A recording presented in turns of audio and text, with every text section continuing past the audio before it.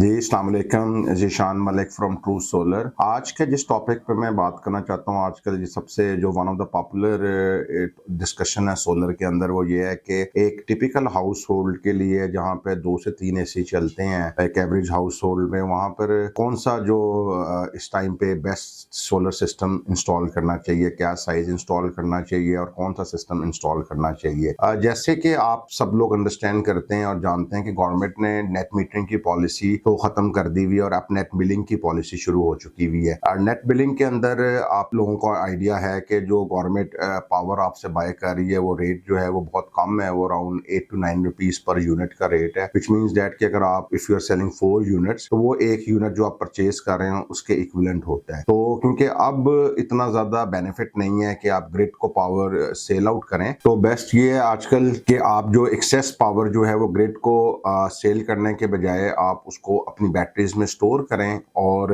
रात को शाम के टाइम पे फिर आप अपनी बैटरीज को यूटिलाइज करें, ताकि आपको वापडा से जो है ना वो पावर परचेज ना करनी पड़े। तो इसके लिए यानी कि बेस्ट ये है कि आप वापडा को यूनिट्स सेल करने के बजाय जो है ना एक्सेस पावर वो अपनी बैटरीज में स्टोर करें और शाम के टाइम पे वो बैटरीज को आप यूटिलाइज करें। So for a typical house hold जिसका बिटवीन 70 to 100,000 बिल है, 3 एसीज वो यूज कर रहे हैं, बाकी फ्रिज, फ्रीजर्स, लाइट्स और फैंस और जो घर का एक नॉमिनल लोड होता है, उन कंज्यूमर्स के लिए जो आज के टाइम पे इन करंट सिचुएशन जो बेस्ट सिस्टम जो हम लोग रिकमेंड करेंगे वो होगा 10 किलोवाट का हाइब्रिड सिस्टम। उसमें यह है कि आप 10 किलोवाट के जो अराउंड 10 to 12 किलोवाट के पैनल्स इंस्टॉल करें। इसमें जो लेटेस्ट पैनल्स आजकल चल रहे हैं वो एबीसी टेक्नोलॉजी है, जिसकी एफिशिएंसी जो है वो काफी बेहतर है as compared to the traditional panels. या एजेटी टेक्नोलॉजी आ रही है। So any of these brands, top brands के अंदर से टियर 1 है, आप लेटेस्ट टेक्नोलॉजी के अराउंड 16 to 18 पैनल्स, क्योंकि जो वाटेज है पैनल्स की जनरली वो अराउंड 640-650 वाट के करीब है इस टाइम पे, तो 16 to 18 पैनल्स आप इंस्टॉल करें। उसके साथ जो आप हाइब्रिड इन्वर्टर इंस्टॉल करें 10 किलोवाट का। जो 10 किलोवाट का इन्वर्टर है उसमें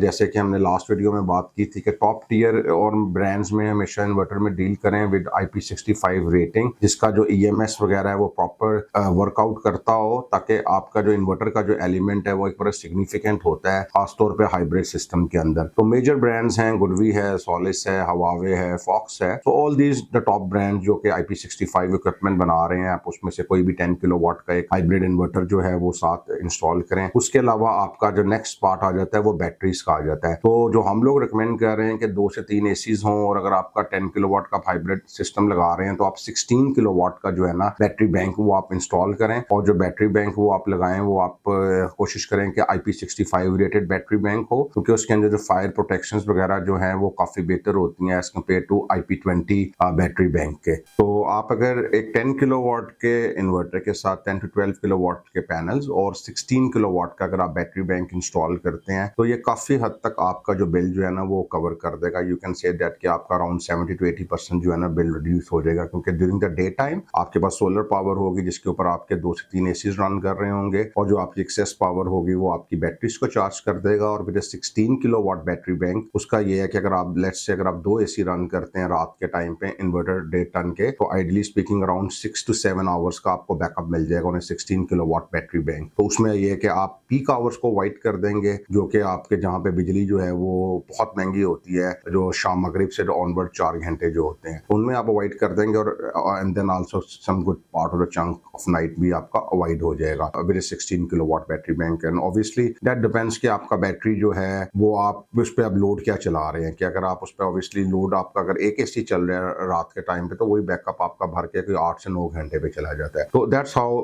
आपका बैटरी का जो बेसिकली वो आपका जो डिस्चार्ज वगैरह वो बेस करता है कि आपका जो लोड रनिंग लोड क्या है उस टाइम पे बैटरी पे। अगर एक आइडियल सिस्टम जो है for a average house hold, तो 10 to 12 किलोवाट के panel with 10 kilowatt IP65 rated top of the line hybrid inverter, IP65 rated lithium ion battery bank, और बाकी आपके इलेक्ट्रिकल्स हैं। और खास तौर पे ये जरूर देखें कि जब आप सोलर लगवा रहे हैं आप उसकी प्रॉपर अर्थिंग वगैरह करवाएं, प्रोटेक्शन करवाएं सिस्टम की। You should ideally get at least 2 to 3 earths done. एक अर्थ बैटरी के लिए होती है, इंडिपेंडेंट अर्थिंग होती है, और एक फिर आपके सोलर सिस्टम की अर्थ हो रही है। 2 तो आपकी अर्थिंग होनी चाहिए सोलर के अंदर। तो ये आपकी एक डिटेल्ड आपको एक सजेशन जो एडवाइस बताई है कि एक आइडियल सिस्टम साइजिंग क्या होनी चाहिए जिस बंदे का या जिस हाउस होल्ड का 2 से 3 एसी वो लोड पे चला रहे हो और 70 से 1 लाख के दरमियान में उनका बिल आता हो। तो बाकी for more discussions and for more details and site surveys you can contact our team any time. Thank you so much.